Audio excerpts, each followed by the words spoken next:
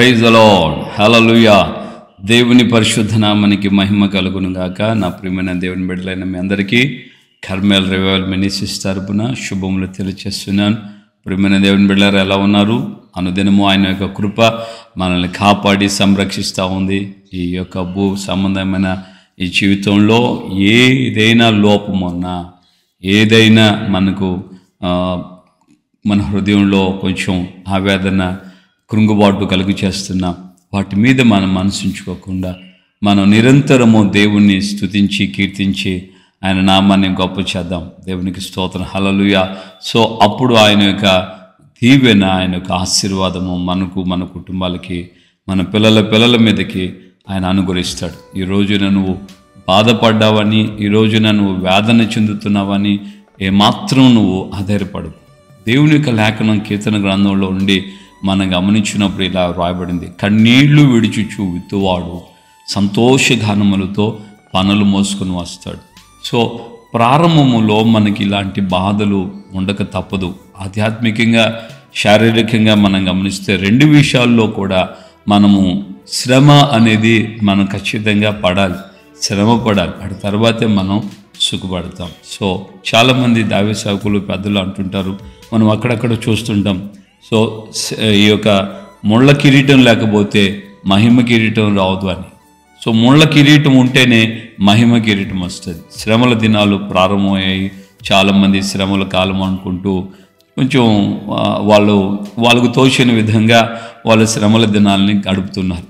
కానీ మనం గమనించాల్సినటువంటి మాట ఏంటంటే, మనము నిజంగా ఈ యొక్క ఆధ్యాత్మికమైన జీవితంలో మనము శ్రమపడే తత్వం మనం కలిగి ఉండాలి. దైవజనుడైనటువంటి పౌలు తన యొక్క అవసాన దశలో, అంటే వృద్ధాప్యంలో కాదు దాని ఉద్దేశం, ఆయన ఈ లోకాన్ని విడిచిపెట్టి వెళ్ళిపోయే సమయం ఆసన్నమైందని గుర్తెరిగాడు. ఆత్మలో ఆయన గుర్తెరిగాడు. అందుకే ఆయన అంటాడు, నేను వెడలిపోవు కాలము సమీపమై ఉంది. దానికి తర్వాత అంటాడు, నేను మంచి పోరాడాను. పోరాటం అనేటప్పటికీ మనం ఒక్కడే పోరాడుతున్నానని అనుకోవటం అది భ్రమ, అది ఒక విధమైనటువంటి మూఢత్వము.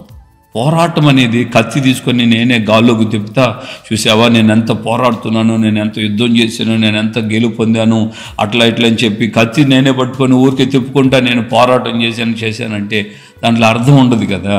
పోరాటం అనేది అవతల వ్యక్తితో కూడా మనం పోరాడతాం. ఎవరైనా మనకు అపోజిషన్లో ఎవరైనా ఉంటేనే మనకు పోరాటం. సో పోరాటం అనేది ఇద్దరు వ్యక్తుల మధ్య, రెండు ప్రాంతాల మధ్య, రెండు దేశాల మధ్య ఇలాగ పోరాటాలు. అప్పుడే మనం పోరాటంలో ఒకరు గెలిచారు, ఒకరు ఓడిపోయారు అని అంటారు.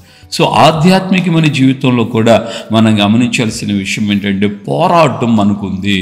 మన జీవితంలో మనం పోరాడునది శరీరులతో కాదని ఎఫెసీ గ్రంథకర్త పౌలు గారు 6వ అధ్యాయంలో ఈ మాట అంటాడు. మనము పోరాడునది శరీరులతో కాదు కానీ ప్రస్తుత అంధకార సంబంధాలకు, లోకనాథులతోనూ ఆకాశ మండలమందున దురాత్మల సమూహముతో మనం పోరాడుతున్నాము. సో ఈ పోరాటం అనేది మనము ఎప్పుడైతే యేసుక్రీస్తును సొంత రక్షకుడిగా అంగీకరించామో అప్పటి నుండే ప్రారంభమవుతుంది. అప్పటి నుండే, అంటే అప్పుడు మాకు ఇంత తెలియదు కదండి, అప్పుడు మాకేం అంత అనిపించలేదు కదండి అని అంటే, అవును, ఏ వయసులో ఉన్న ఆ వ్యక్తులకి ఆ వయసుకు సంబంధించినటువంటి పోరాటాలు ఉంటాయి.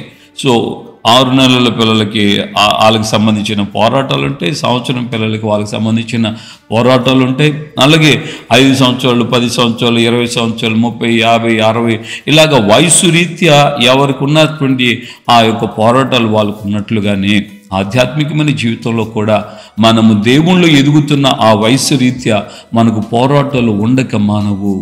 యేసయ్య బిగినింగ్లోనే చెప్పాడు, ఆయన నా నిమిత్తం మిమ్మల్ని జనులు హింసిస్తారు, నా నిమిత్తం మిమ్మల్ని అవమానపరుస్తారు, మీ మీద దూషిస్తారు, చెడ్డమాటలలో పలుకుతారు, మిమ్మల్ని హింసిస్తారు అంటూ యేసయ్య మత్తయి సువార్త 5వ అధ్యాయం ప్రారంభంలోనే ఆయన చెప్పేస్తున్నాడు.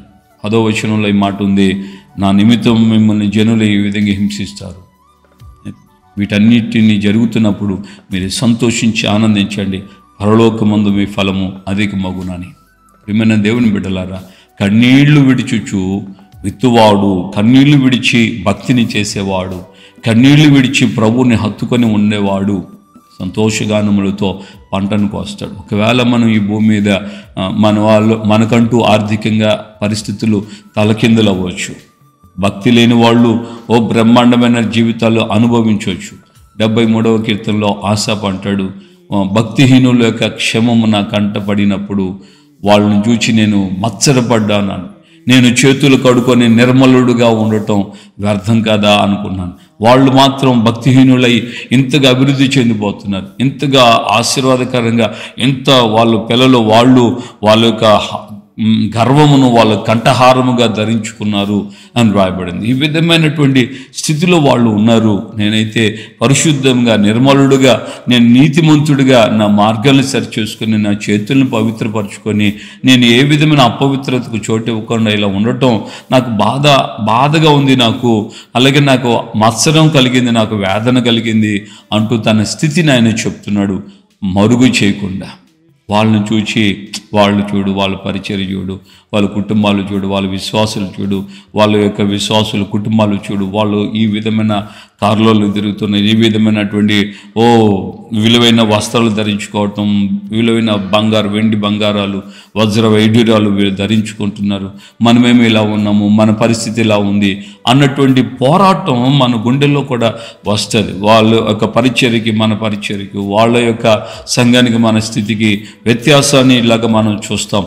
కానీ దేవుని యొక్క వాక్యంలో మనం మర్చిపోతున్న ఒక విషయం ఏంటంటే, ధనవంతుడి ఇంటి ముంగిట ఉన్నటువంటి బీదవాడైన, దరిద్రుడైన లాజరు యొక్క సాక్ష్యాన్ని, విశ్వాసాన్ని, భక్తిని మనం మర్చిపోతున్నాం. అని భూమి మీద ఏమీ లేకపోయినా, తనను పలకరించి పరామర్శించి ఆదరించే వాళ్ళు లేకపోయినా, తన శరీరంలో ఉన్నటువంటి పుండ్ల ద్వారా కుక్కలు వచ్చి తన శరీరాన్ని నాకుతున్నా, ఆయన అంతరంగంలో ఉన్న విశ్వాసాన్ని ఆయన కోల్పోలేదు. అంతరంగంలో ఉన్నటువంటి ఆ యొక్క వైరాగ్యాన్ని, ఆసక్తిని కోల్పోయి, ఇలాగూ పితృడైనటువంటి యోబు చెప్పాడు కదా, ఇలాగూ నా చర్మము చీకిపోయినా నా మటుకు నేను నా కన్నులారా నా విమోచకు నేను చూస్తానన్న ధైర్యం, విశ్వాసము ఆయనలో కలిగి ఉన్నాడు. మరి ఈ రోజున మనం దేని విషయమై కలవరపడుతున్నాం, దేని విషయమై అధైర్యపడుతున్నాం, దేని విషయమై కృంగిపోతున్నాం? ఎంతకాలం నాదా, ఇంకెంతకాలం అంటూ నువ్వు ఏ విధంగా మూలుగులు పెడుతున్నావో, ఇంకా ఎంతకాలం అయ్యో నా బ్రతుకు, అయ్యో నా పరిస్థితి అంటూ నువ్వు ఎంతకాలం అని వేదన చెందుతున్నావో ఏమో అని దేవుని యొక్క వాక్యం నీతో ఈరోజు నువ్వు సూటిగా చెప్తుంది. నువ్వు కన్నీళ్లు విడుచుట నేను చూచితిని, నీ ప్రార్థన నేను అంగీకరించాను. నీవు కన్నీళ్లతో ప్రయాసపడ్డావు కనుక సంతోషగానములతో నువ్వు ఆనందిస్తావు.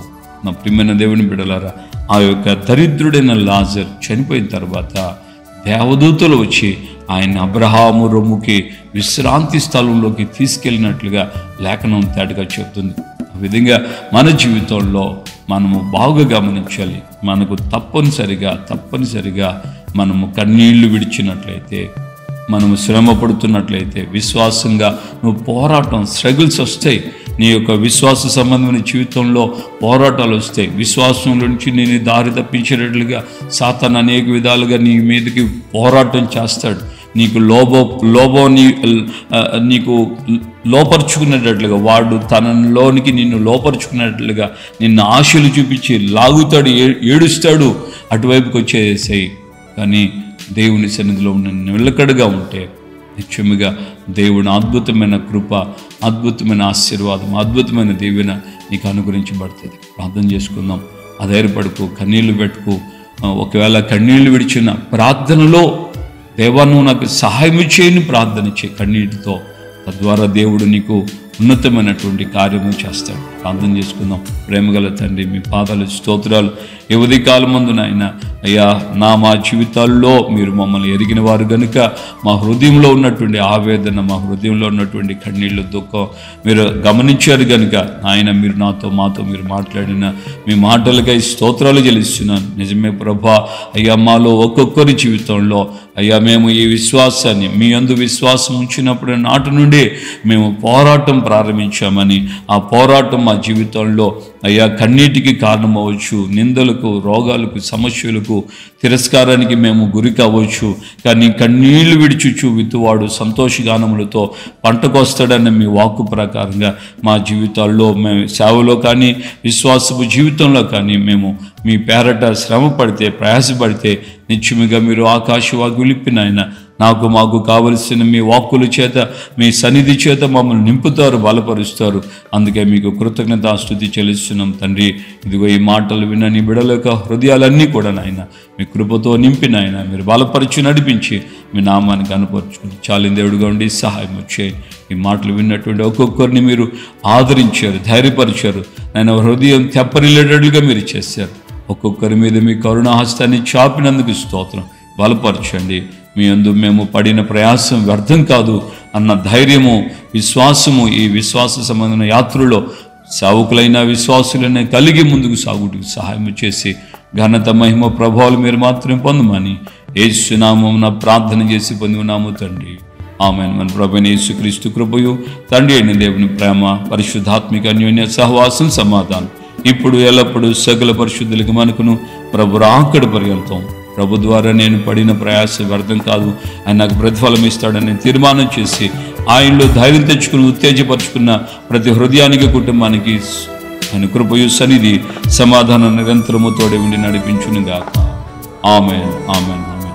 హల్లెలూయా, ప్రైజ్ ది లార్డ్. ప్రభు ఖచ్చితంగా నీ ప్రయాసమును, నీ కన్నీళ్ళు ఆయన చూశాడు కనుక ఆయన తప్పకుండా నీకు సహాయం చేస్తాడు. నీ యొక్క ప్రయాసం ప్రభువులో వ్యర్థం కాదు. నువ్వు కన్నీళ్లు విడుస్తున్నా, నువ్వు నిందలో అవమానాలకు వెళ్తున్నా తప్పకుండా దేవుడు నీకు తోడే ఉంటాడు. నేను ఆశీర్వదిస్తాను. నిన్న ఆయన ఆనంద ప్రవాహంలోకి నేను నడిపిస్తాను.